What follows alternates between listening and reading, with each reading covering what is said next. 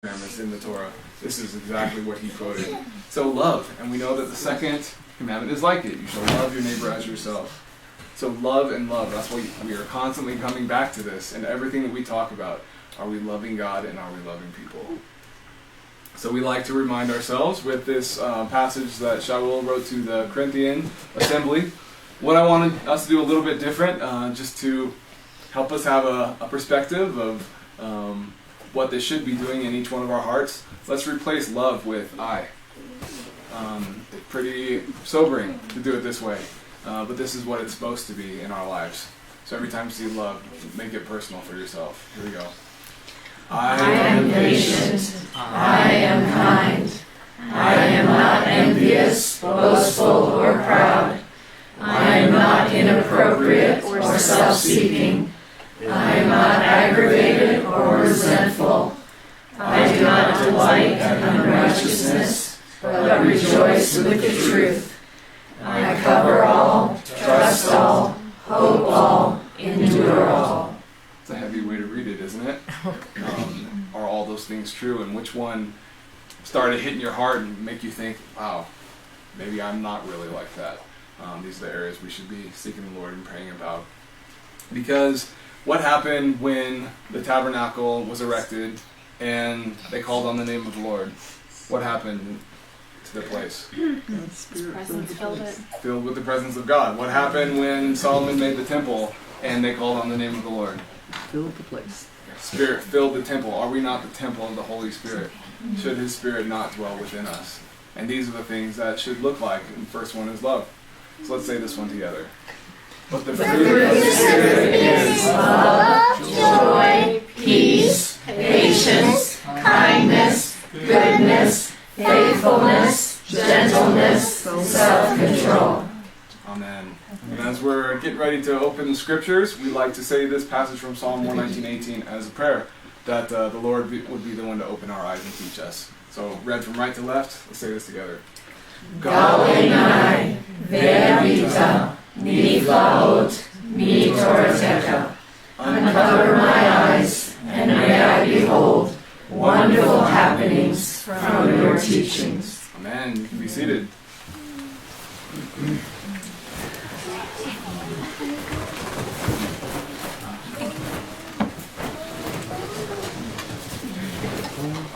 All right, so real quickly before we get started, I just have a couple things to say, and then I'm passing the baton to special speakers we have tonight, which is exciting. So we have the fall Moedim, the fall appointed times, holy days coming up.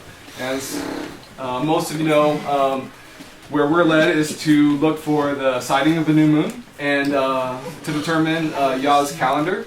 So, of course, we're right smack in the middle of the 6th month, the month of preparation. The first day of the 7th month is Yom Teruah. So, obviously, if you're looking for the new moon, you don't know it's here until you see the new moon, and then all of a sudden it's here. So, lots of spiritual, biblical implications there. But David and Maggie graciously opened up their home, thank you guys, for us to look for the new moon on Sunday, September 29th at 5 p.m. That's the first of the possible dates. The next night would be the second possible, but it really looks like it'll be that first night based on previous months and all that. So that's what we're planning on doing. Be looking at your emails because I'm sending out more information about details and times and addresses and all that stuff. Of course, the next two, Yom HaKippurim, Day of Atonements, and Sukkot, Feast of Tabernacles, are going to be based on the day that we see the moon, because that sets the calendar. So it could be either one of those two dates up there. Yom Kippurim either starting Tuesday the 8th or Wednesday the 9th. We were planning on being here, and in the past year, we're going to do what we've done the past years, and 24-hour fast together and prayer, and time for reflection and fellowship. And then we'll break the fast together after the 24 hours. So people are welcome to stay here overnight. We have a bunch of beds, rooms, mattresses, but of course bring sleeping bags and all that stuff. Big group fasting sleepover. Yeah, it's always been a blessed time. And then of course Sukkot, if you haven't heard that, well, let me back up. In the past years, we've planned Sukkot together as a community. And Joe and Elisa, who aren't here today, on a much needed getaway together, had a 5-acre property where we would meet every year, and it would be our community thing, and we would invite other people to come. They moved out of that property, and so now there's no, large 5-acre area for us to have Sukkot. So a group has been planning for about the last 8 months, trying to find how we're going to do this. And Abba showed us and provided Pikes Peak International Raceway, of all places, which is halfway between here and Pueblo. And it's been a rocky road trying to get all that set up, but Abba has come through in incredible, miraculous ways, specifically this last week. So many, many hours, blood, sweat, and tears have gone into planning this specific Sukkot gathering at PPIR. So it's going to be, has the possibility to be a very large event. It was on Denise and my heart that we find a way to just provide a place where people can come and celebrate Sukkot. Agendas aside, we're trying to accommodate 3 different calendars, and you know how that goes. So if that's of interest to you, you can check out SukkotoftheRockies.org as an option for celebrating Sukkot this year. There are some who are, the Lord is leading them to put up a sukkah in their backyards, and that's where they're at this year. And that's beautiful too. So again, just providing opportunities, providing places. So Well, I guess we're just really wanting to encourage people to start praying about what Abba wants you to do for these feast days. Just really, they're coming up fast, so. Yeah, speaking of which, I didn't ask the other leaders if I could quote them, but I'm going to. So, give credit where credit's due. We were talking about this. Are you preparing? This has been really heavy on my heart. This idea of preparation before the 7th month. In the same way that on Friday afternoon, the 6th day, you're preparing for the 7th day, right? You're preparing for Shabbat. So in the same way, we're in the 6th month right now, we're preparing for the 7th month, these really important days that our Creator has set from the foundation of the world. So in talking to some of the leaders about it, I was just expressing my heart, and these are some of the comments that they had. Dianne said, think about if you only had 3 months to live. And maybe that question has been posed to you in the past. Think about where your mind would go. Think about the things you would think about, the people you would call, the things you would do, the things you would change, the focus you would have. Not that, the holy days of the 7th month means we're all going to, pass away. But the point is, you prepare. There's something important coming. There's something serious coming. And you are, all of a sudden, become very, very intentional in preparation. You start thinking about things that are the most important.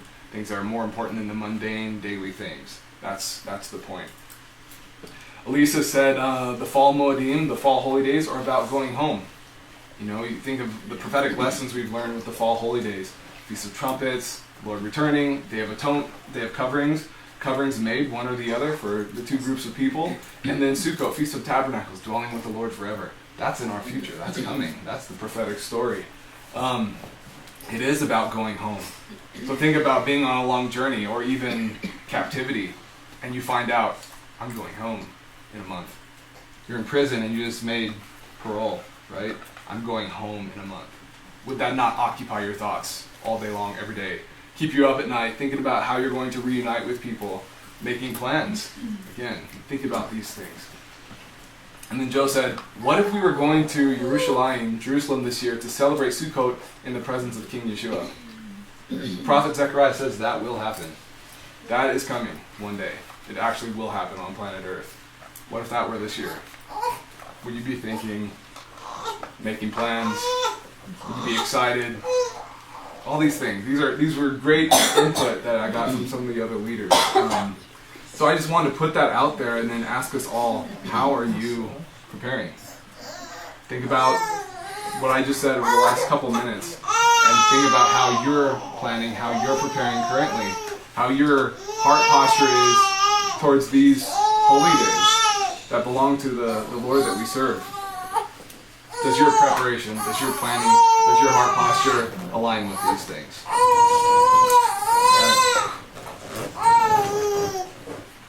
So, we have some special speakers tonight, like I said. Really interesting. Joe and I have both been listening to, actually Joe introduced me to this teacher, Tom Bradford, and we're listening to his Acts study, which is phenomenal. He's an incredible teacher. And I happen to be listening to Acts 13 today. And this is like lesson number 30, by the way, only 13 chapters in, so that's how in-depth this guy goes. And this is the text that came up, and I thought it was so appropriate for the fact that we're having some guest speakers tonight. Now Shaul and his companions set sail from Paphos and came to Perga in Pamphylia. And Yochanan and John left them and returned to Jerusalem. But they went on from Perga and came to Antioch in Pisidia. And on the Sabbath day, they went into the synagogue and sat down. After the reading from the Torah and the prophets, the rulers of the synagogue sent a message to them saying, "Brothers, if you have any word of encouragement for the people, say it." So standing up and motioning with his hand, Shaul said, and then he speaks for about 25 verses. We're coming up on a time of being finished with the Psalms readings. October 1st, we'll read Psalm 150, and that'll be it.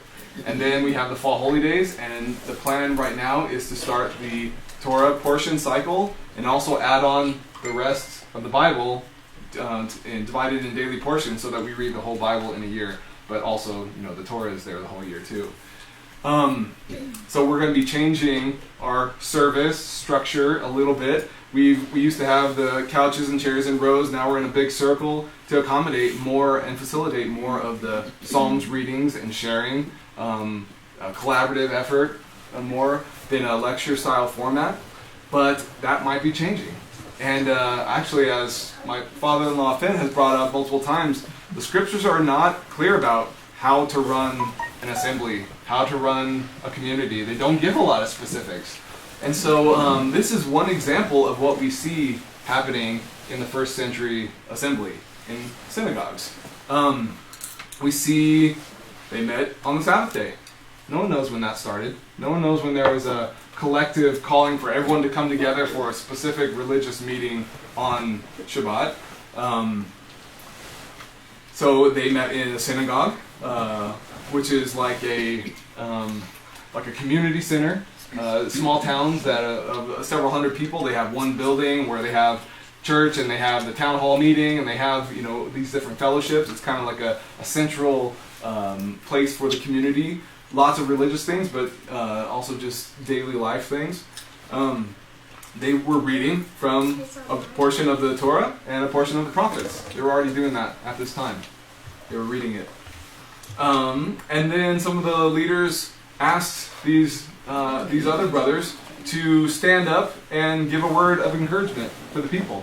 So it doesn't say that there was a giant lesson or teaching from the scriptures. It says that they read them, and then they're asking someone else to give a word of encouragement. Kind of sounds similar to what Shaul said to the Corinthians, that some of you have an exhortation, some of you have a psalm, some of you have a hymn, and we all bring it together. And of course, then Shaul stands up and he gives a message. So these are all things that we're seeing as part of the service. Some things are similar to what we're used to. Some things are kind of different than what we're used to. So we're going to pray for the servant leadership here because we're working through a lot of things about what these services and structure and format and all those things are going to be looking like as we move forward. So we're in a learning process as well. But today, why I thought this was appropriate is because we have a couple special speakers, and in the same way that is shown here, it's kind of like us asking them to stand up and give a word of encouragement to us, to the people. So, without further ado, Maggie, would you come share with us? You got it. If you've been tuning in, we've been talking a lot about spiritual giftings.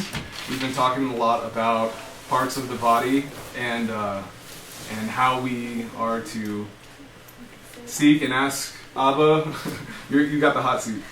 There you go. Seek and ask Abba who we are, who you have designed and made us to be, who have you called us to be, and how are we to function to serve the greater body.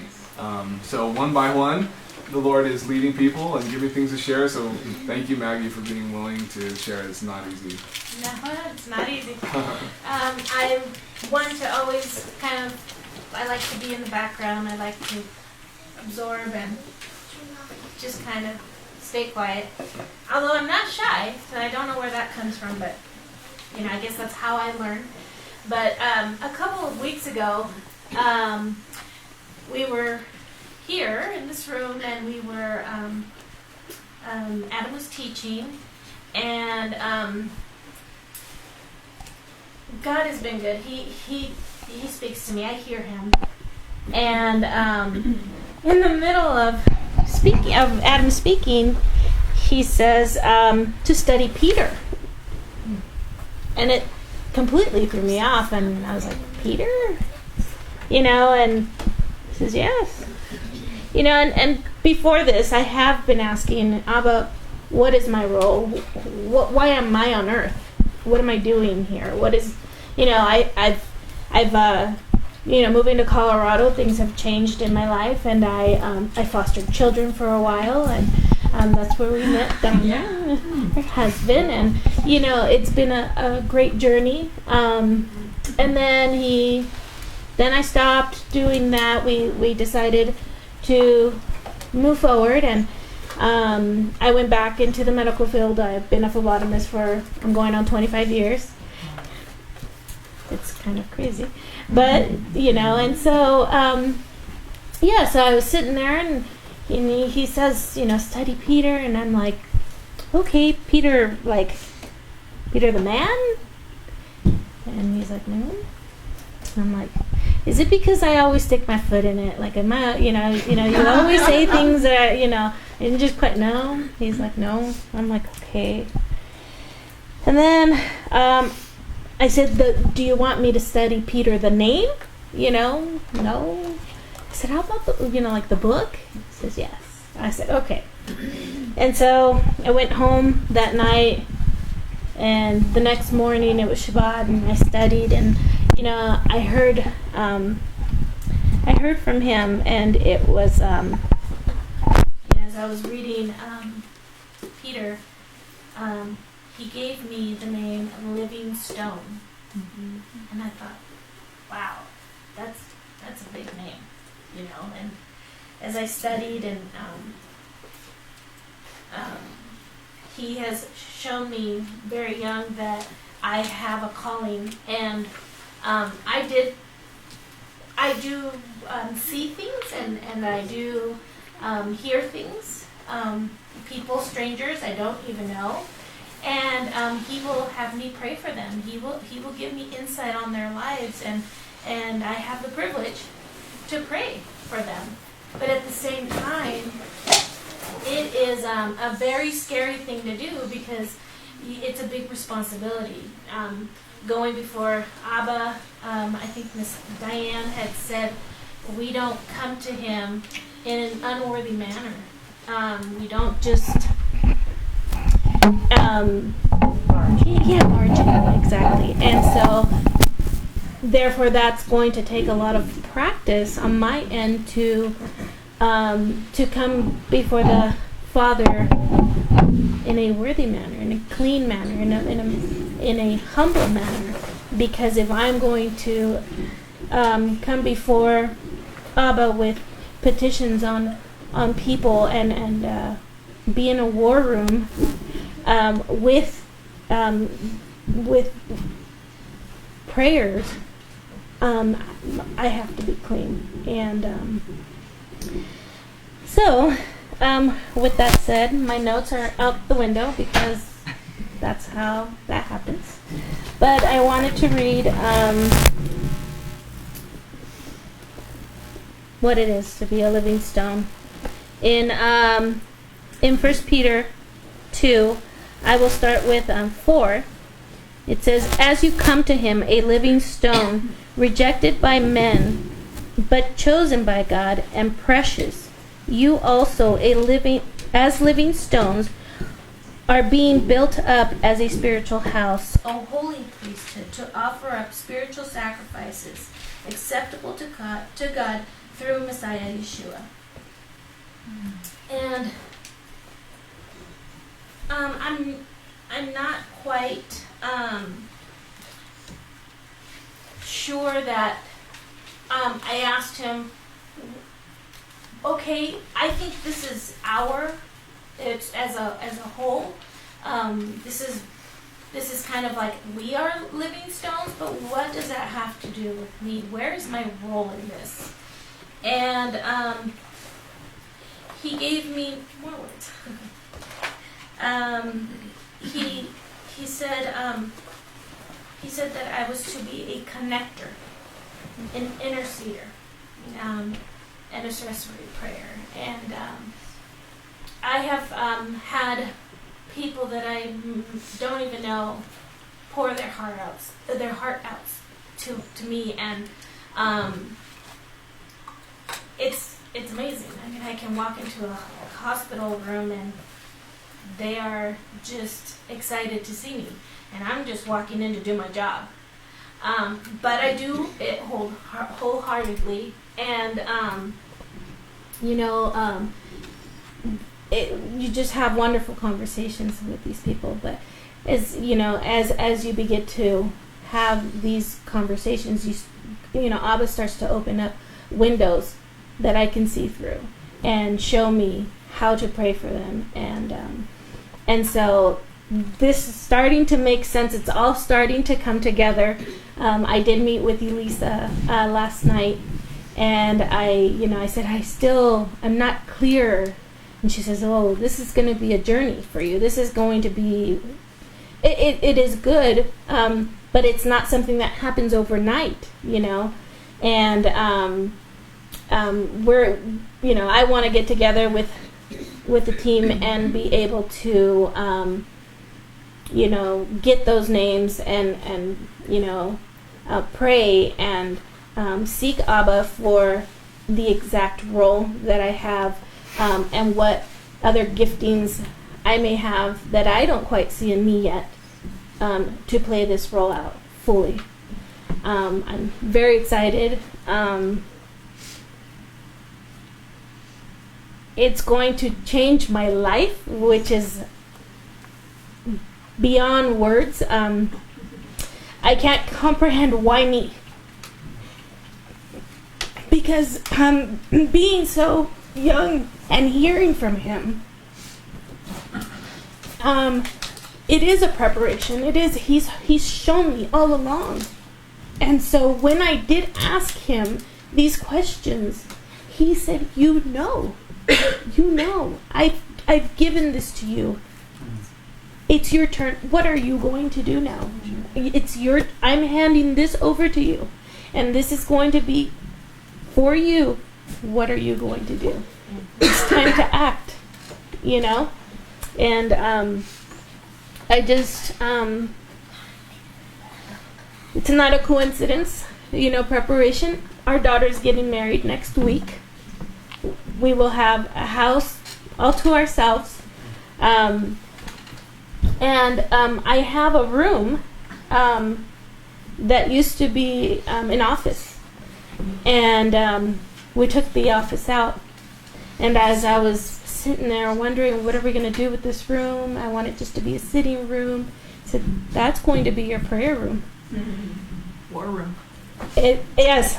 Adam said, have you seen War Room? And I have, but I want to see it again, because there are so many things that, I love that she posted things, all over the wall, and, individual prayers, and gosh, that it's such a privilege, to be able to pray for others, So stay tuned. I'm sure he's not quite done. But thank you for listening. Thank you. Thank you so much, Maggie.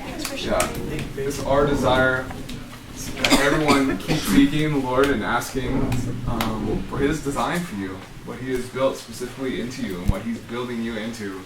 It's so exciting. It's so thrilling to see. It's thrilling to recognize what has been there the whole time, and to put words to it, to put a calling or a name to it, but it's all about walking in it and growth, becoming a leader in that thing, and contributing to the body, contributing to the kingdom. So building each other up in those. Amen. We also have another special speaker, Dianne. Now needs the clicker. He's speaking on lively stones, sparkling stones. Which I don't know if anybody's going to say this, but these two separately had the same thing on their hearts to share. So It's just confirmation. confirmation. It has happened over and over, and I am so excited. And I don't know how to use this. Just the right button. Just the right button and aim it at the computers over there. Okay, the middle one. All right. You know, I've heard this phrase over and over. The secret things belong to God. Well, I want to know secrets. And I did not like it when I heard that over and over. So here's the whole of that verse. Teen, would you read for us? Sure. You're milking me while you can, right? Yes, ma'am. Deuteronomy 29:29. The secret things belong to Jehovah, our Elohim, but what is revealed belongs to us and to our children forever, to do all the words of this Torah. That's interesting, isn't it? It's a secret to do all the things of the Torah. Teachings, counsel, wisdom, all of it's there. Okay, and would you read Colossians? Colossians 1:26-27. The secret which has been hidden from ages and from generations, but now has been revealed to his set-apart ones, to whom Elohim desired to make known what are the riches of the esteem of this secret among the nations, which is Messiah in you, the expectancy of esteem. Does that tweak your interest? All through the Bible, he's been revealing things. And I have always wanted to know more. I was reading Zechariah, I love the prophets, and reading it, I came to this verse. Okay? Zechariah 9:16. And Jehovah their Elohim shall save them in that day as a flock of his people, for the stones of a diadem sparkling over his land. Who are them? Zechariah 9:11-13. Also you, because of the blood of your covenant, I shall send your prisoners out of the pit. Return to the stronghold, you prisoners of the expectation. Even today I declare that I return double to you. For I shall bend Yehudah for me. I shall fill the bow with Ephraim, and I shall stir up your sons, O Zion, against your sons, O Greece, and I shall make you like the sword of a mighty man. Okay, I'm going to ask rhetorical questions. And when we're through, we can discuss stuff, okay? All right, so who is them? prisoners. I'm sorry, you know what? I asked a rhetorical question, and I'm going to answer it for you. I'm sorry. All right, Yehudah, Ephraim. In Romans 11, we read that those who have come to know Messiah Yeshua are grafted into the tree. And those are Jews and Gentiles. Both have to know Messiah to be grafted in. So we're included. We're included in them. Okay. I know you ladies who deal with stones and jewelry love this, love crowns. And see, in our first verse, the diadem is a crown. And you want to read it again? Sure. And Jehovah their Elohim shall save them in that day as a flock of his people, for the stones of a diadem, or crown, sparkling over his land.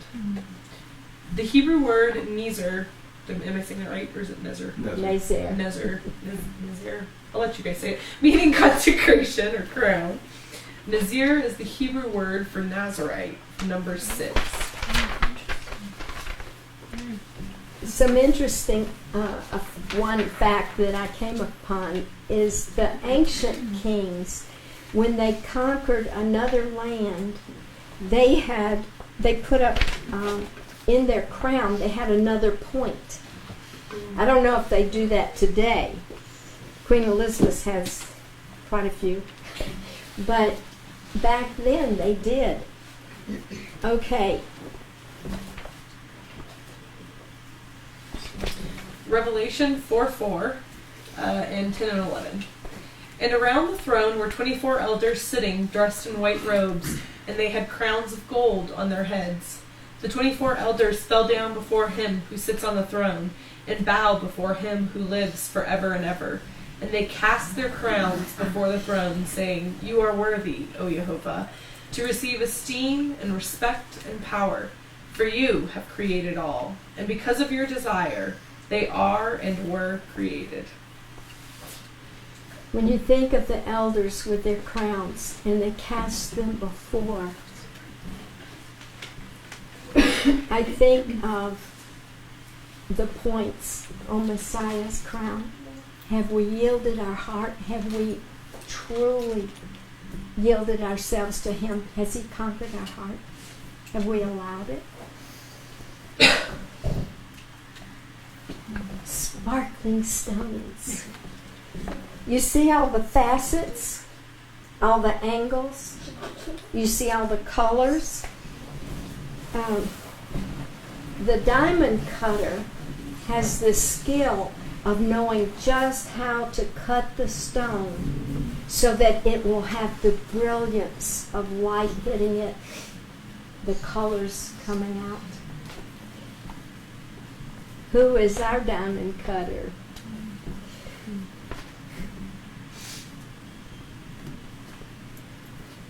Zechariah 9:16. And Jehovah their Elohim shall save them in that day as a flock of his people, for the stones of a diadem or crown sparkling over his land. Do you want me to read the next part? I'll read it. The Hebrew word is nasas, meaning perhaps to be high or conspicuous. It also means to assemble under the banner.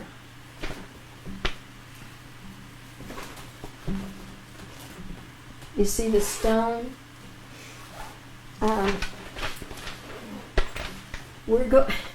This was dug out of the ground.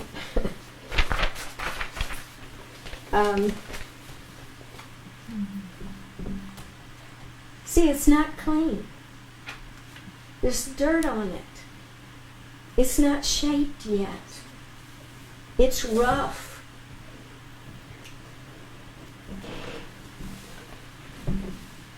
9:16 again. Oh, are we there? You want me to read Isaiah? Yes, please. So Isaiah 51:1. Listen to me, you who pursues righteousness. Seek Jehovah. Look to the rock you were hewn from, into the hole of the pit you were dug from. Do you remember a few weeks ago when we learned the word zur is rock, and zuri, my rock, Yeshua, zuri, my rock, Yeshua, my rock. There may be a time when you feel desperate, and this will come back to your mind because the Holy Spirit will bring it back. Yeshua, zuri, my rock.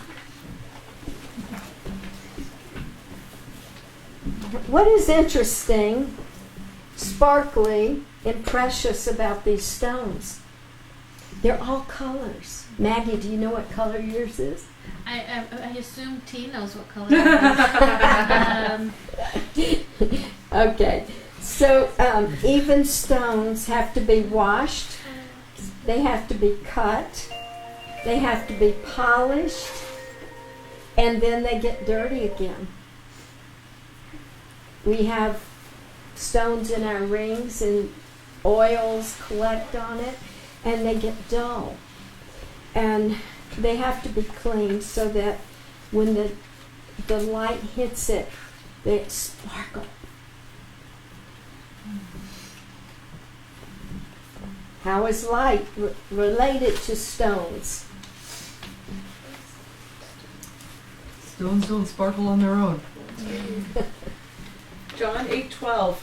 Therefore Yeshua spoke to them again, saying, I am the light of the world. He who follows me shall by no means walk in darkness, but possess the light of life. This, to me, when I read the word possess, I looked it up. The Greek word, because this is in the Brit Hadashah, is echo. And that's a Greek word, but it sounded humorous to me because, well, Hebrew has some humor in it. And so this was funny to me. Joe has taught, and he said, we talk about being made in the image of God. He said that word is not image, it is shadow. And when you think of a shadow, you're attached to something. The shadow is attached to the real thing. And so if we are an echo of Jehovah Elohim, we have to be attached because we're his shadow. We go wherever he goes.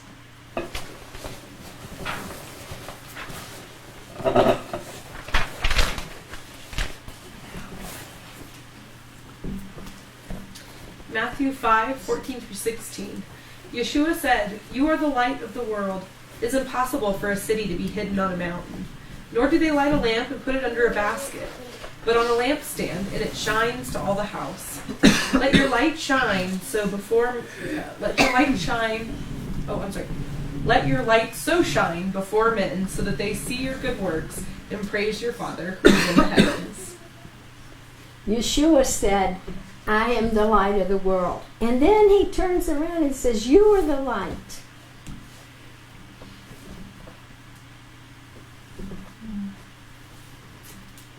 When y'all went up to the mountain,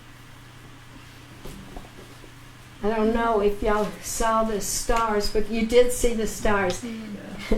I was practicing on my husband and my daughter and my son-in-law, and I got to this, and John says, when I went to Long's Peak, and it was, 3 in the morning, and it was all dark, he said you could just reach them, you could touch them, you could grab them. They were so close. And I started making a video, and he said, well, that one's not good, so we don't have it. But you see how full the sky is.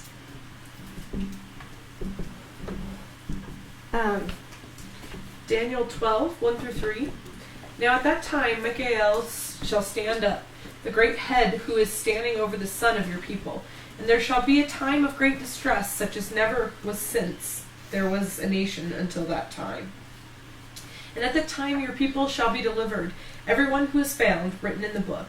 And many of those who sleep in the dust of the earth wake up, some to everlasting life, and some to reproaches everlasting abhorrence.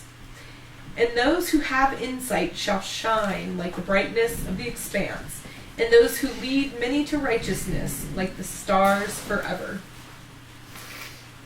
You want to shine like that? Did you want me to read Isaiah on the bottom there? Oh, is Isaiah there? Let me see. Yeah.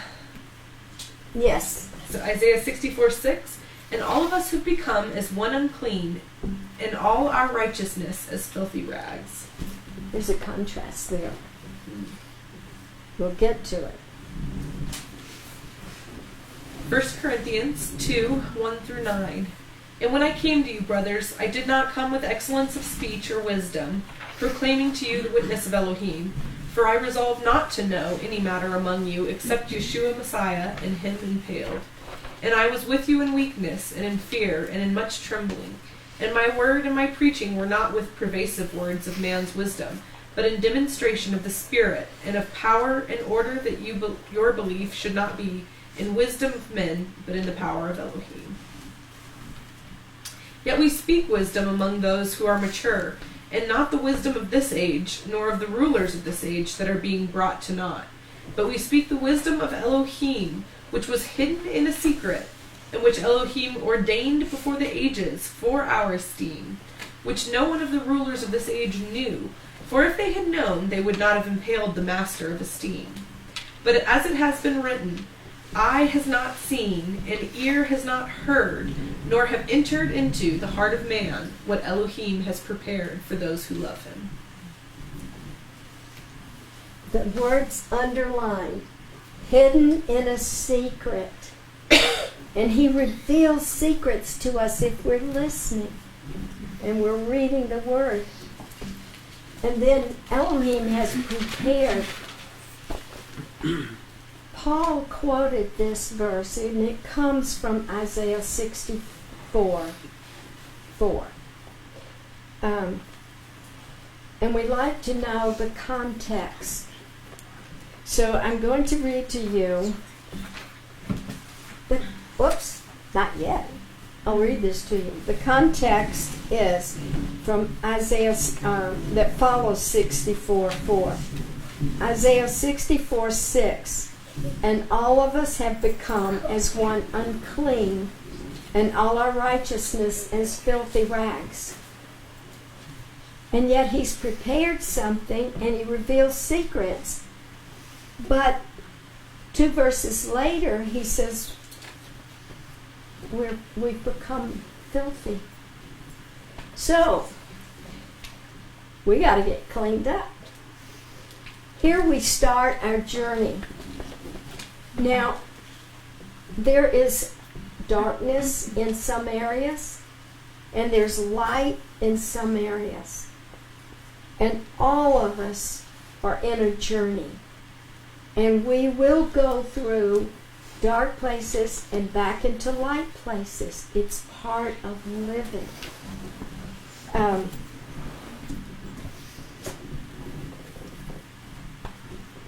John 16:33. These words I have spoken to you, that in me you might have peace. In the world you have pressure, but take courage. I have overcome the world. So we have pressures, but our Master has gone before us, and he's overcome. We're going to read Hebrews 12. And you're familiar with the chapter before, in 11. There's a cloud of witnesses. And the witnesses are those that have gone on before us. But you know what? We're witnesses with one another. We encourage one another. We exhort one another. And we get exhorted. And we get encouraged. It's part of the journey. Okay.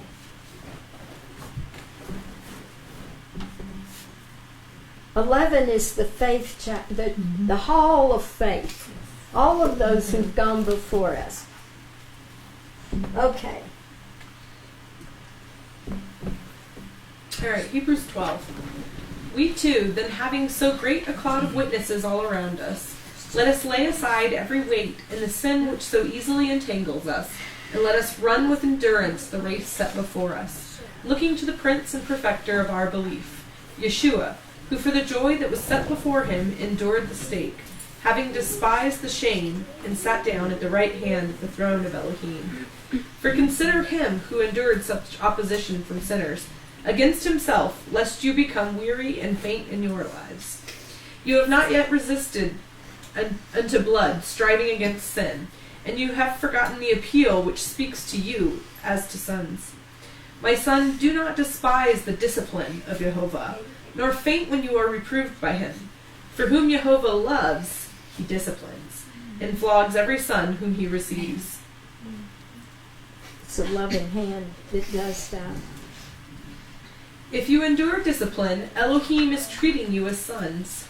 For what son is there whom a father does not discipline? But if you are without discipline, of which all have become sharers, then you are illegitimate and not sons. Moreover, we indeed had fathers of our flesh disciplining us, and we paid them respect. Shall we not much rather be subject to the Father of spirits and live? For they indeed disciplined us for a few days as seemed best to them, but he does it for our profit, so that we might share his apartness. And indeed, no discipline seems pleasant at the time, but grievous to us. But afterward, it yields the peaceable fruit of righteousness to those who have been trained by it. Do we want to be trained? So, strengthen the hands which hang down and the weak knees, and make straight paths for your feet, lest the lame be turned aside, but instead to be healed. Pursue peace with all, and pursue apartness, without which no one shall see the Master. See to it that no one falls short of the favor of Elohim, that no root of bitterness springing up causes trouble, by which many become defiled, lest there be anyone who whores or profane one, like Esau, who for a single meal sold his birthright.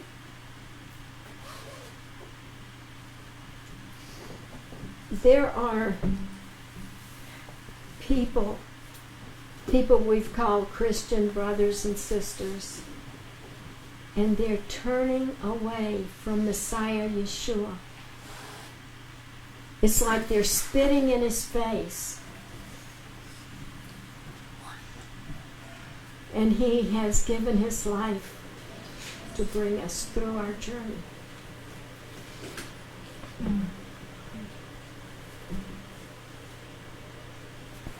Okay. I gotta change it. Oh, pointed at the computer. There you go. For you have not drawn near to a mountain touched by and scorched with fire, and to blackness and darkness and storm, and a sound of a trumpet, and a voice of words, so that those who heard it begged that no further word should be spoken to them. For they could not bear what was commanded. If even a beast touches the mountain, it shall be stoned, or shot through with an arrow. And so fearsome was the sight that Moshe said, I exceedingly fear and tremble. But you have drawn near to Mount Zion, and to the city of the living Elohim, to the heavenly Yerushalayim, to myriad of messengers, to the entire gathering and assembly of the firstborn, having been enrolled in heaven, into Elohim, the judge of all, and to the spirits of righteous men made perfect, and to Yeshua the mediator of a new covenant, and to the blood of sprinkling, which speaks better than the blood of Abel. Take heed not to refuse the one speaking. For if those did not escape who refused the warning on earth, much less we who turn away from him from heaven, whose voice shook the earth then, but now he has promised, saying, Yet once more I shake not only the earth, but also the heaven. And this, yet once more, makes clear the removal of what is shaken, as having been made, so that the unshaken matters might remain. Therefore, receiving an unshakable reign, let us hold the favor through which we serve Elohim pleasingly with reverence and awe, for indeed our Elohim is a consuming fire. Dr. David Stern has a commentary on the Brit Hadashah, and his comment in Hebrews 12, verses 7 and 8, and I'm going to quote this for you. Having endurance means regarding pains, setbacks, troubles, which are inevitable in a believer's life. And he gives two references for this. The first one is Acts 14:22. Strengthening the beings of the taught ones, encouraging them to continue in belief, and that through many pressures we have to enter the reign of Elohim. Through many pressures. That's the goal, to the reign of Elohim. The other reference is John 16:33. These words I have spoken to you, that in me you might have peace. In the world you have pressure, but take courage, I have overcome the world. I'm going to tell you something that was just really hard for me. I guess I'd gotten arrogant or prideful or something. And I prayed that what could be shaken in my life would be shaken. And that, I don't recommend that to anyone. It's like praying for patience. Yeah. And he shook everything. And it was so devastating to me. And I kept a journal. And the pages, most of them were blank. There was one that said, it is so dark. There was one that said, I can only put one foot in front of the other. Another one, it is so dark, but God, I know you are there above the darkness. That's how bad it was. It was horrible. And it took me a long time to come out of this. I think because of the circumstance that God shook. It took a long time to come out of it. But He is faithful. He is faithful, and He brings us through in our journey if we will hold on.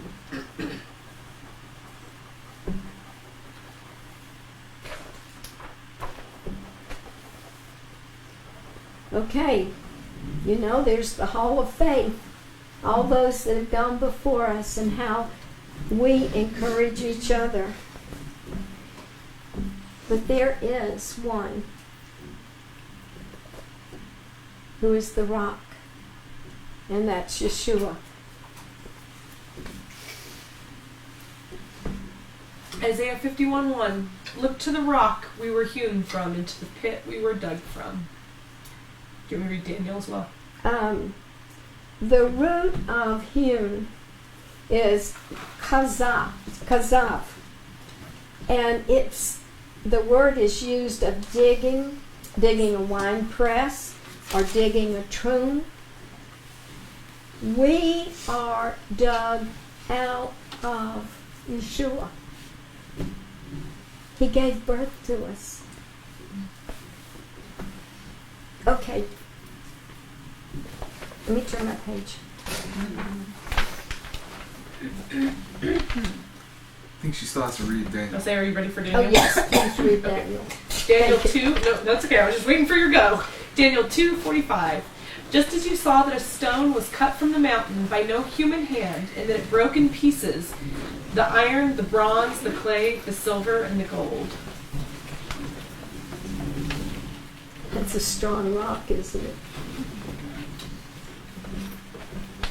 Romans 9:33.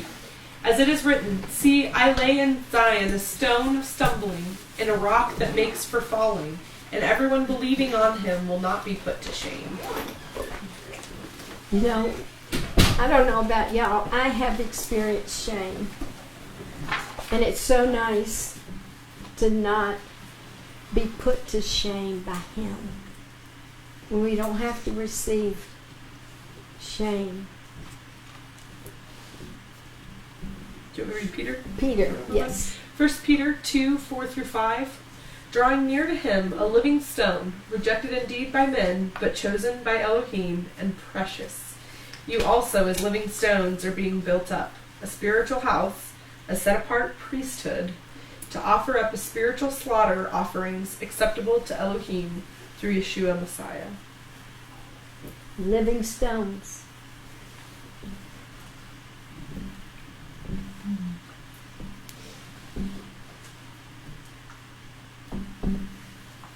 James 1:12. Blessed is the man who does endure trial, for when he has been approved, he shall receive the crown of life, which the Master has promised to those who love him. Revelation 2:10. Do not be afraid of what you are about to suffer. See, the devil is about to throw some of you into prison in order to try you, and you shall have pressure 10 days. Be trustworthy until death, and I shall give you the crown of life.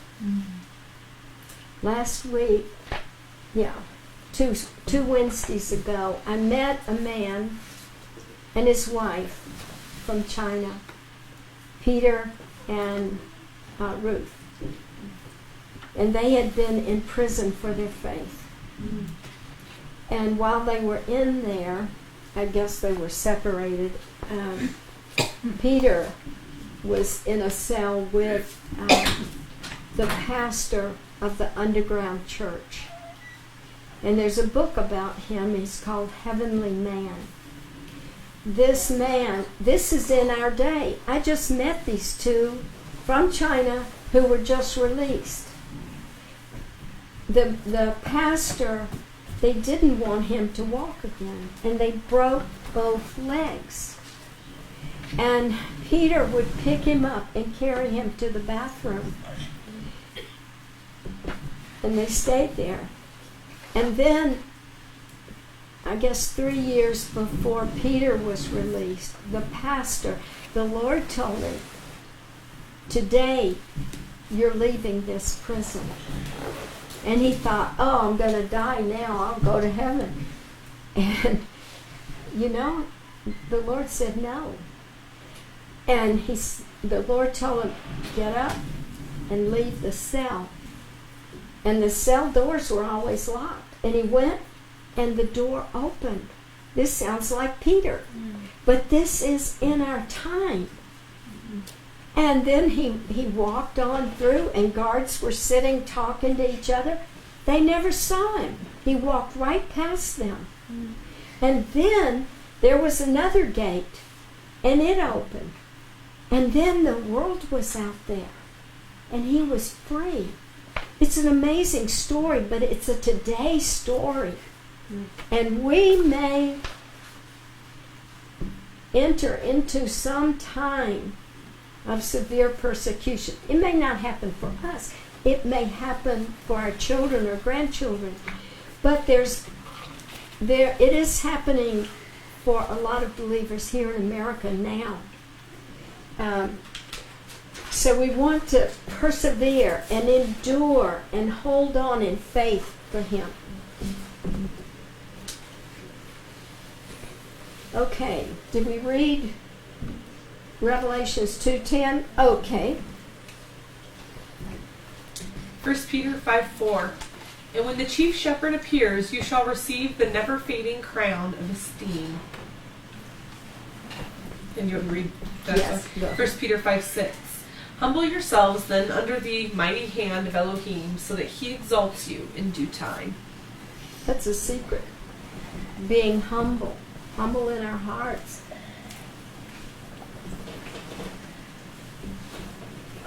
First Corinthians 2:9. But as it has been written, eye has not seen, and ear has not heard, nor entered into the heart of man, what Elohim has prepared for those who love him. Don't you want to know what He's prepared?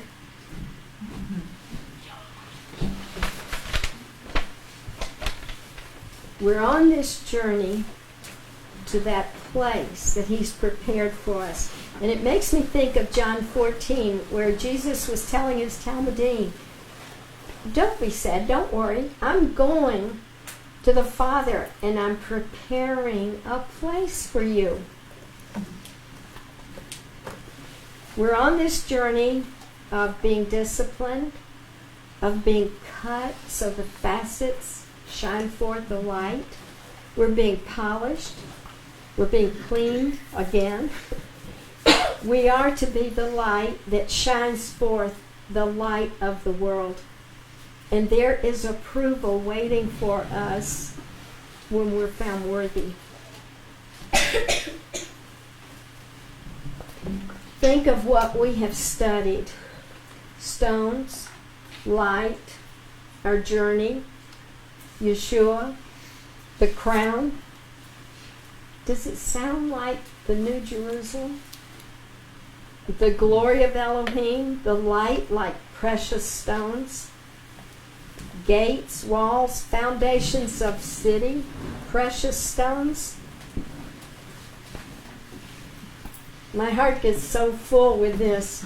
The stone is Master Yeshua, the Prince of Peace, the everlasting Father, the light of the world, this one who transfigured in the garden, who was so awesome.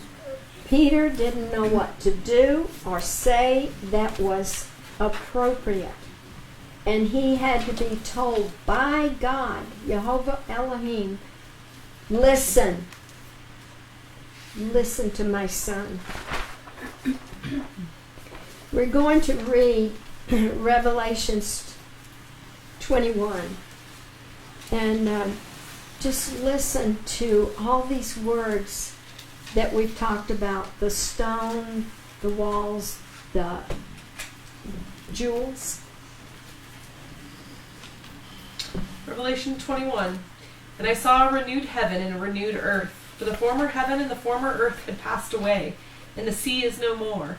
And I, Yohanan, saw the set-apart city, renewed Jerusalem, coming down out of the heaven from Elohim, prepared as a bride adorned for her husband. And I heard a loud voice from the heaven saying, See, the booth of Elohim is with men, and he shall dwell with them, and they shall be his people. And Elohim himself shall be with them, and be their Elohim. And Elohim shall wipe away every tear from their eyes, and there shall be no more death, nor mourning, or crying. And there shall be no more pain, for the matters have passed away. And he who was sitting on the throne said, See, these words are true and trustworthy. And he said to me, It is done. I am the Aleph and the Tav, the beginning and the end. To the one who thirsts I shall give of the fountain of the water of life without payment. The one who overcomes shall inherit all of this. And I shall be his Elohim, and he shall be my son. But as for the cowardly and untrustworthy and abominable and murderers, and those who whore and drug sorcerers and idolaters, and all of the false, their part in the lake which burns with fire and sulfur, which is the second death. And one of the 7 messengers who held the 7 bowls filled with the 7 last plagues came to me and spoke with me, saying, Come, I shall show you the bride, the Lamb's wife. And he carried me away in the spirit to a great and high mountain, and showed me the great city, the set-apart Jerusalem, descending out of the heaven from Elohim, having the esteem of Elohim. And her light was like a most precious stone, like a jasper stone, clear as crystal, and having a great and high wall, having 12 gates, and at the gates 12 messengers, and names written on them, which are those of the 12 tribes of the children of Israel. 3 gates on the east, 3 gates on the north, 3 gates on the south, and 3 gates on the west. And the wall of the city had 12 foundations, and on them were the names of the 12 emissaries of the Lamb. And he who spoke with me had a golden measuring rod to measure the city and its gates and its wall. And the city lies 4-cornered, and its length is as great as its breadth. And he measured the city with the rod, 12,000 stadia. The length and the breadth and height are equal, and the structure of its wall was jasper. And the city was clean as gold, clear as glass. And the foundations of the wall of the city were adorned with all kinds of precious stones. The first foundation jasper, the second sapphire, the third agate, the fourth emerald, the fifth sardonyx, the sixth ruby, the seventh chrysolite, the 8th beryl, the 9th topaz, the 10th chrysoprase, the 11th jacinth, and the 12th amethyst. And the 12 gates were 12 pearls. Each one of the gates was a single pearl. And the street of the city was clean gold, like transparent glass. And I saw no dwelling place in it, for Jehovah El Shaddai is its dwelling place, and the Lamb. And the city had no need of the sun nor of the moon to shine in it, for the esteem of Elohim lightened it, and the Lamb is its lamp. And the nations of those who are saved shall walk in its light. And the sovereigns of the earth bring their esteem into it. And its gates shall not be shut at all by day, for night shall not be there. And they shall bring the esteem and the appreciation of the nations into it. And there shall by no means enter into it whatever is unclean, neither anyone doing abomination and falsehood, but only those who are written in the Lamb's book of life.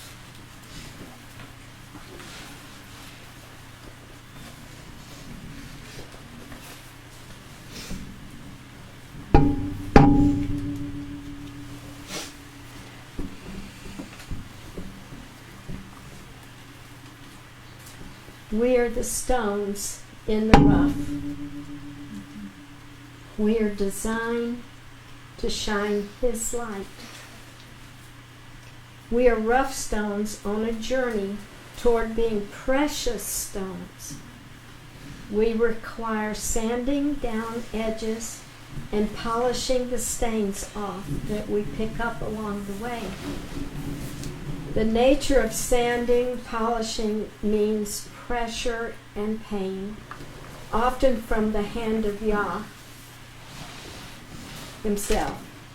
And it also means we are in His hands, and loving kindness is of His handling. The goal is the reign of Elohim. Yeshua, the rock. Persevere by remembering the rock from where we are him. We are from him and must be like him. Crowns.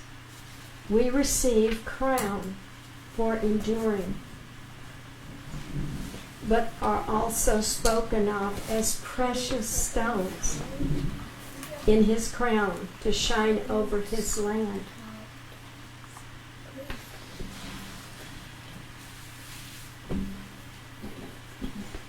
And Jehovah their Elohim shall save them in that day as a flock of his people, for the stones of a crown sparkling over his land.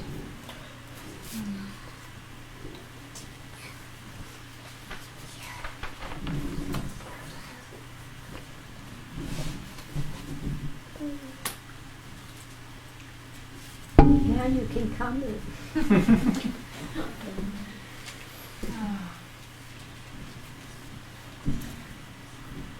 It's just such a beautiful theme and such a beautiful picture. It's fascinating how often, stones are used in scripture, and just,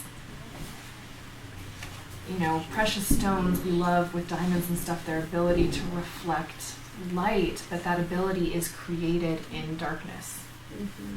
There is no light there. But once it's been revealed, it's able to shine. I just think about our spiritual gifts that we've been talking about, and the things that are formed in us through persecution and pressure, like you were talking about. And it doesn't have light to itself, but it is specifically created to reflect light and reflect it beautifully and with specific colors. And it's just so beautiful. I think of Yeshua being transfigured, and his light was so brilliant. And we're in his shadow. And we, living stones, sparkling stones, in his crown. And he's given this to us. He's given us his light.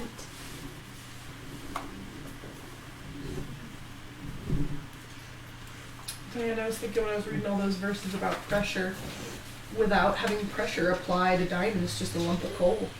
It's just a hard, dense, black through and through piece of, organic material. It's not until all that pressure comes down upon it that it is transfigured or transformed into something that can now refract light. And I was thinking about that refraction process. We perceive light as a very sort of white or not colored object, but you think about a rainbow, it's refraction of light. That's the same thing it does if you shine light through a diamond, right? It gets you the sparkly, fiery, different color. And I was just thinking of that in terms of our gifting. I mean, we're all these living stones, right, for a crown, but depending on how the light refracts through us, our colors look really different. And so I think that's kind of an interesting... It's pressure and time. Yeah. So it takes perseverance too. Yeah, absolutely. And it goes back to that first stone that you showed, that lump. Yes, it's that coal and pressure, but once you get to that point, it's then with a hammer and chisel Hacking, that it is cleaved to get to those facets. So that's a sharp blow at the right spot to cause that fracture, to get those exact facets to create the most brilliance. An amateur can go take that same stone and whack it and completely destroy the magnificence of the refractions. So it is the God Almighty who knows exactly where to put that chisel, to hit that hammer with the right amount of pressure to knock off those things so that the right facets then come up. And So we just. we've got like 3 hands here. Go ahead. Oh, go for it. We just came from time in China with. I've been singing to our granddaughter about, children are jewels to the Lord, our Redeemer, and we were talking about, just the stone looks like a plain rock, and then, here she's 3 years old and already having conversations about we have to let God do that work and submit to Him and trust His good plan so that we can reflect His light. And having these conversations It's wonderful. just a few weeks ago with a 3-year-old, That's cool. and she really, there was a lot she could take in. Amazing. Adam and Maggie both had something. Go ahead. So as I was studying, I came across this, and it says many valuable stones lose as much as 60% of their initial size and mass before they are considered finished as beautiful jewels, a gem fit for our master. Oh, beautiful. Wow. Beautiful. Putting away self. I was just gonna say everything that all these comments, they are so profound. I mean, there are so many lessons, just over and over and over. And when I think of coal, I think of like charcoal, the little briquettes for a barbecue. I don't know if there's very many things that are more opaque than that substance, right? You try to shine a flashlight up to that thing, nothing is going to go through. It is black darkness. And you think about how Scripture says, and so once were you. You used to be like this. You used to be a child of wrath. And then pressure comes, and we always talk about how we don't necessarily want it, we don't necessarily like it, but we know it's good for us. And look at the end result, that comes is the diamond, but it wouldn't have ever happened without that pressure. So it's the kind of thing where you look back on, you never would have asked for it, but now that you've gone through it, you would never ask for anything different either, because of that wonderful result that he designed it for. And thinking about the diamond and the light and all, like you were saying, there's very, very specific cuts. He knows exactly the parts that need to be cut away. And it's different for every single rock. It's different for every single person. That needs to be cut away in you, and that part needs to be cut away in you.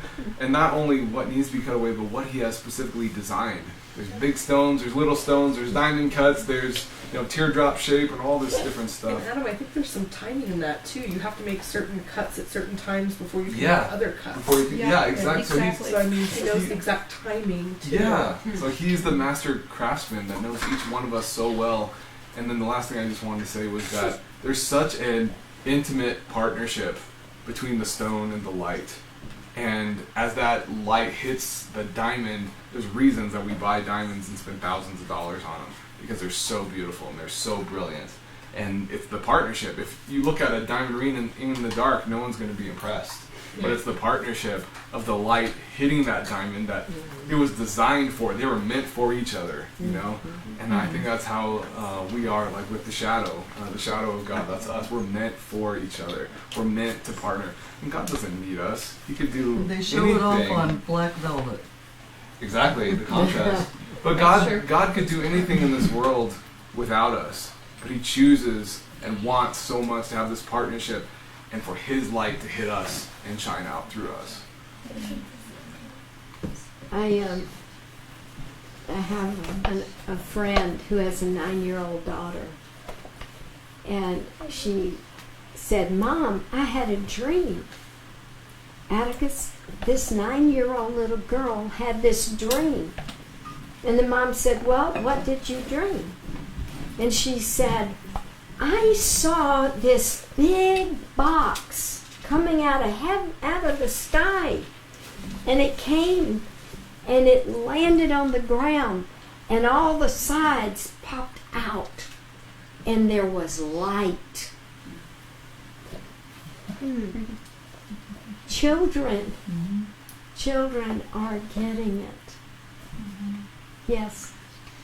You read the passage from Revelation 21. It's interesting. You think of these kind of stones, come from the depths of the earth pressure, but the gates of heaven are pearls. And that is so different. It's something that an irritant that gets in an oyster and it gets covered over and over with a precious substance. Instead of causing an infection and an abscess, it's covered with something precious. And you think of God counting our tears, and you think the gate to heaven, the entrance into a place where there won't be any more tears, are pearls. Oh, that's beautiful. That is not just coverings. There's so much in this, and so many rabbit trails we could take. But I just pray that each of us is encouraged. Thank you, Diane. Give her a hand.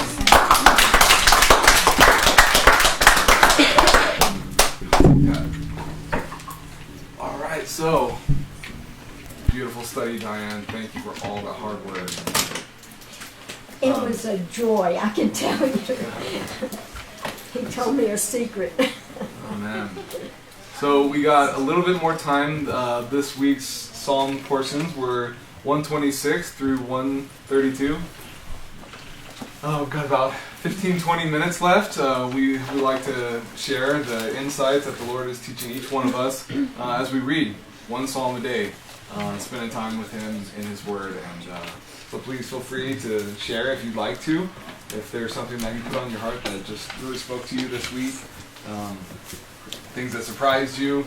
Joe at one time had a list of good questions for us to be considering as we were reading through these scriptures. Things that surprised you, things that really bothered you, and then you start asking, why is that bothering me so much? Or other insights that He's spoken to you through this passages this week. Psalm 132, the last verse. I put shame on his enemies, while on him his diadem will shine. Love it.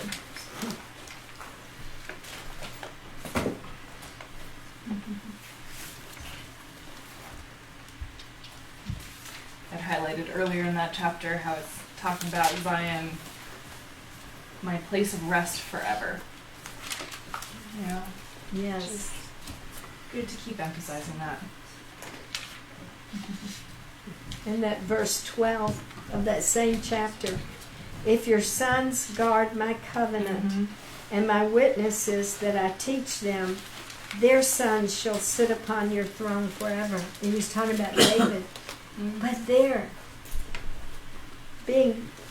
guarding the covenant. And he'll teach. Yeah, that one caught my attention too, because is that not a prophetic passage regarding Yeshua Messiah, son of David, to sit on the throne? So would he not also guard the covenant? There should be no diversion there. I got a question. It says Psalm 120 to 134, Song of Degrees. What does that mean? In one of my Bibles. Yeah, so a lot of these, if you guys noticed, some of the Bibles have it, some don't. They're called Shir Hamatlot, and means Song of Ascent. So it has something to do with going up to Jerusalem. You know, you always talk about going up to Jerusalem. You never talk about going down to Jerusalem, even if you're in the north. It's always going up to Jerusalem, up to the Temple Mount. And I think different traditions have risen regarding certain psalms that are recited and sang as a procession is going up, regarding at certain times and seasons and festivals.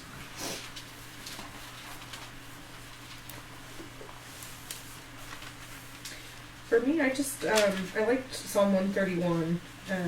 Just the whole thing is a very short one, but my heart is not proud, my eyes are not haughty, I do not concern myself with great matters or things too wonderful for me. But I've calmed and quieted myself like a weaned child with its mother. Like a weaned child, I'm content. And it just really spoke to me about how I need to be preparing myself, because it's, kind of like we did today with put your name in the verse, I am, for love. And it was like, I feel like when I put myself into that verse, there were a lot of ways I failed. So it was just a good one for me to remember what he does call us to not being prideful, to not being haughty, to not concerning ourselves with matters that are of this world or outside of what we should be focused on, and having that calm and quiet demeanor like a content child.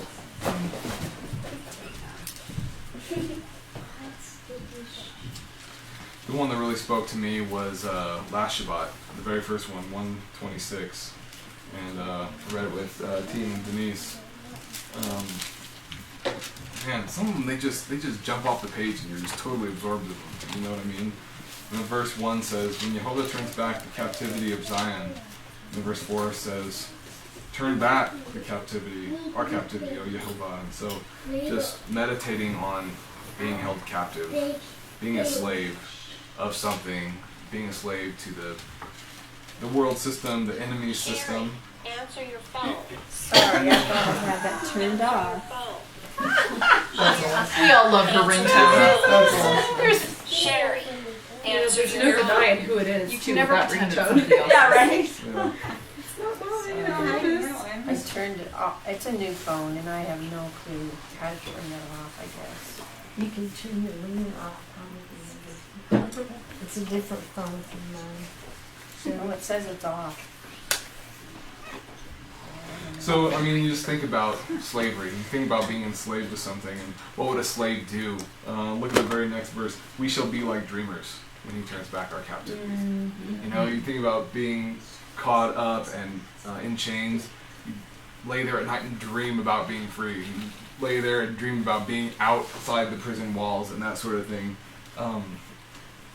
And what kind of things would you dream about in those nights of being outside of the gates and out of your shackles? There's laughter again. There's singing again, as you can see in verse 2. You think about all the wonderful things that Jehovah will do for you by bringing you out. And then verse 5, I think this goes right along with what we were just talking about with pressure and going through struggles in this life that are really, really painful.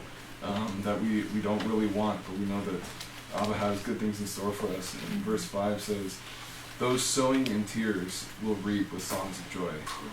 He who goes on and weeps, bearing seed for sowing, shall indeed come in with rejoicing, bearing his sheaves."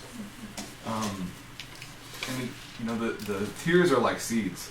You plant in tears, and then the sheaves are what you reap. The joy is what you reap. But it's the willingness to put in the tears, to endure those trials and those struggles and the suffering. But we know that he has good things in store. We know that his promises are still true. We know that all things work for the good of those who love him and are called according to his purposes. That applies across the board, despite the situation that we're in. But so we can hope in those things, in those times. But it does take a willingness to go through them. We talk about ditches on either side of the road so often. What if you refuse to endure those tears? What if you refuse to be cut, chiseled, pressured, all those things? You never end up reaping. You never ended up planting any of those seeds, those tear seeds, to then, in time, reap a beneficial harvest of songs of joy. So we have to be willing to go through it. Come what may, whatever the Lord has for us, we have to be willing to go through it. But then what about the other side? I think we probably all know people who just stay in tears. They stay in the weeping. They stay in the mourning. They cannot get past being absorbed with the bad that's happened to them. It's the whole Eeyore syndrome, it's a rainy cloud follows them around everywhere. Woe is me, God hates me, all that stuff. There's never a reaping time of songs of joy because the focus is so much on just the mourning time. So there's a time and season for it all. But that one really struck me this week. That balance, being willing to but not staying there. I was thinking when you were talking about what happens when you resist the discipline, whatever all the words you use, the cutting, Pressure. yeah, it destroys. You know, to resist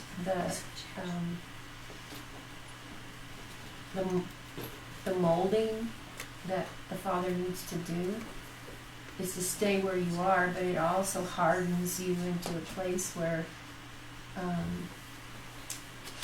you can't change, and you end up being destroyed in that. Just a thought. That's sad. Yeah, that's really sad. Well, just the word resistance kept coming. Resist, when you resist the work of the Lord in your life or your heart.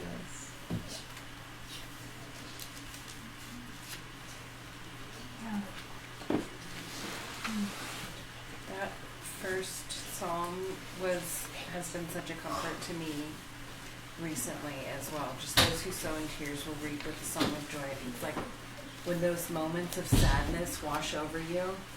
And for all of us who have lost someone or lost something really near to us or had just those deep, dark moments where you feel alone, when you're in the middle of that, to have this comfort that it will bear fruit, that it is the water and the nourishment that will bring forth the sheaves, that is such a comfort to me. Yeah.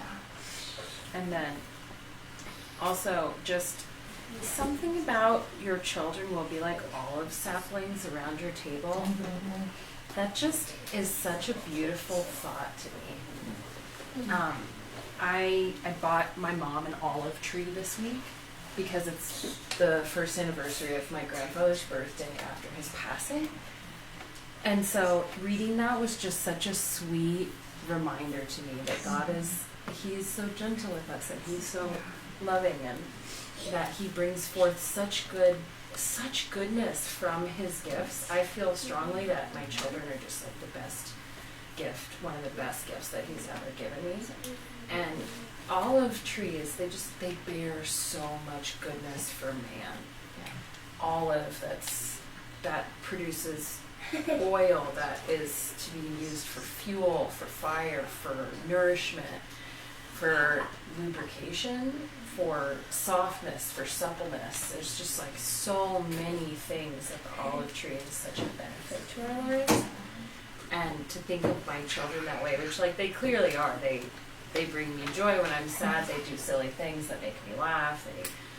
They're so tender and loving, and that was just such a beautiful thought to me. Image, yeah. Psalm 144 reiterates this. It says, "Let our sons in their youth be as grown-up plants, and our daughters as cornerstones fashioned as fertile." Yeah, and that's kind of the image that I got when I was reading about the saplings around your table too. Is like they almost grow together in such a way that it creates just a beautiful structure of your life, like pillars, like legs of the table, like the thing that they become the holder up of all the stuff. Yeah. Look for olive to get the fuel from the olive tree and the oils and stuff. It takes work. It's a lot of work to harvest olives, and you have to shake the trees and then pick them up and then put them in the truck and take them to get them harvested. So just like with children, it takes a lot of work. Again, a lot of pressure. And a lot of pressure. And you can't eat olives as is. Right, you can't eat olives off the tree. They have to be processed. And timing, right? So there's a lot of neat things with that. That's awesome. Man, what would this world be without pressure and...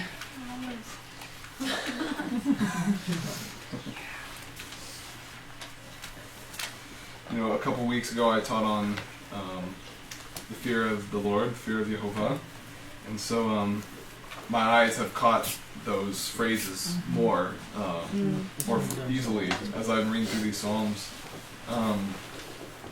You look at Psalm 128, verse 1.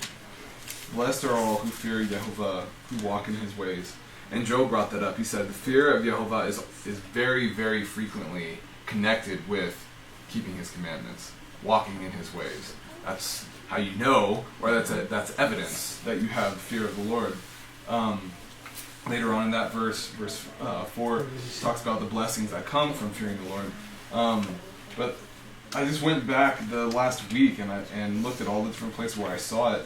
Of course, a bunch of places from Psalm 119, verse 79, that those who fear you turn to me, and those who know your witnesses. Those who fear you see me and rejoice, for I have waited for your word. I am a companion of all who fear you, and of those guarding your orders. Establish your word to your servant, which leads to the fear of you. And then Psalm 112, praise Yah, blessed is the man who fears Jehovah, who has greatly delighted in his commandments. It's just over and over and over, the fear of the Lord and walking in his ways. And then we get to Psalm 130, verse 4, and it says, but with you there is forgiveness, that you might be feared. And it's like that's underneath a lot of it. You know, when I was talking about fear and teaching on it, what came to me as synonyms were like regard, concern for, healthy respect, recognition of power. You know, when we talk about fearing things, all those are related. And what it came down to is what you direct your fear towards. And the opposite of fear was like disregard, unconcern, and even daring audacity. You know, if you stand in the face of something, you're not fearing it, that's the attitude that you're having. And that's okay, and you're doing that towards something you're told not to fear, but not okay when you have that attitude towards God, who you're told to fear. You see what I mean? So, when you think about this verse of what's beneath this, like, with you there is forgiveness that you might be feared. This God Almighty, we have forgiveness through Him. What an amazing, awesome God that we serve. And we want to, therefore, fear, respect, care about, give regard to, recognize power for. We want to do all those things because we have been forgiven of so much, and we have been given this incredible relationship. So we fear Him and we keep His commandments. I just love that connection.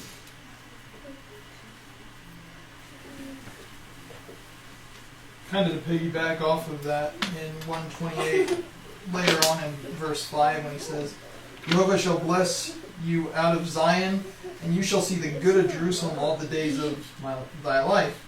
And at first read through, I'm thinking, well, like, I'm thinking produce, you know. You give me a nice falafel or something from Jerusalem, goodness out of there. But a thought came to mind from Isaiah 2, 3, when it says, and many people, this is concerning the last days, and many people shall go and say, come you, and let us go up to the mountain of Jehovah, to the house of God of Jacob, and He will teach us His ways, and we will walk in His paths. For out of Zion, which was mentioned, shall go forth the Torah, and the word of Jehovah from Jerusalem. So His words, His commandments, they're the goodness, they're the righteousness coming forth. That if we follow them, going back to Deuteronomy, well, all through Deuteronomy, by following that, He gives us life, He gives us blessing. You know, the fear of Him goes along with trusting in Him. You know, I have coworkers that are like, well, why don't you eat pork? I'm like, because I trust God more than I trust you. You know, I fear Him more than I fear you do.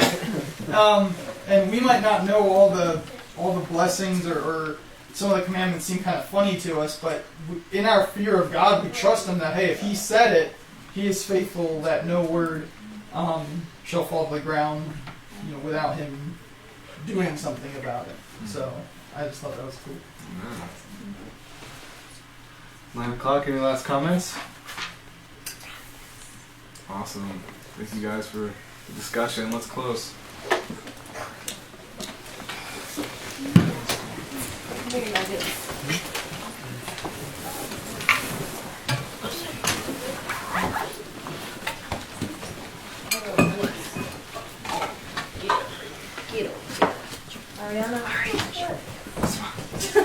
This one. That's a big It's a big one. It's a big heavy one. This is really what you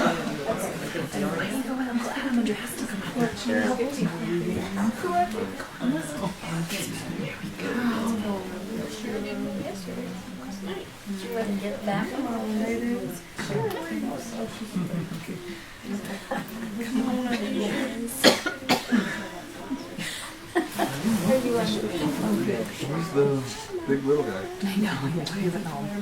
He was sleepy. He wouldn't be home. All right, here we go.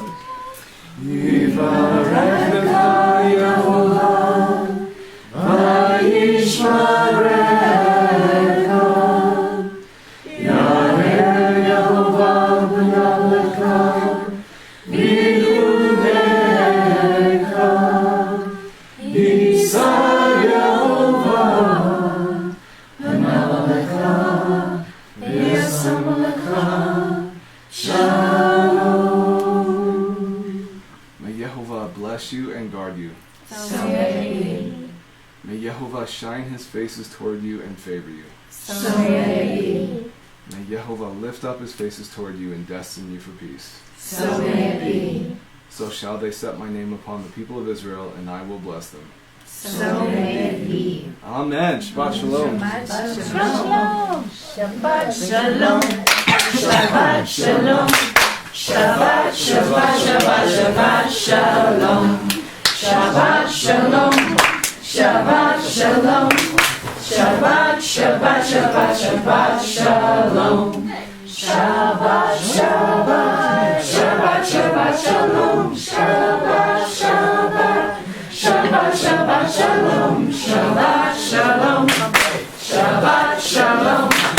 Shabbat, Shabbat, Shabbat, Shabbat shalom. Hey! All right, everyone, quick announcement. Ben and Sandy's bedroom is right here. After we're clapping and all that. I'm just kidding. But if you want to stay and hang out, we'll probably close up around in about an hour, around 10. So if you could just stay down here and hang out, that'd be great. If it's time when you're ready to leave, if you brought dishes and all that stuff, you can go. Feel free to grab them and then head on out. We just try not to congregate right here in the family room where the fireplace was. Especially where that tree is, people tend to stand there. It's right at their doors. Yeah. right at the base of the stairs there. Yeah. So thank you guys. Yeah. Last time you were. I know. Oh, look at this really cozy. Yeah. Yeah. Exactly the same way.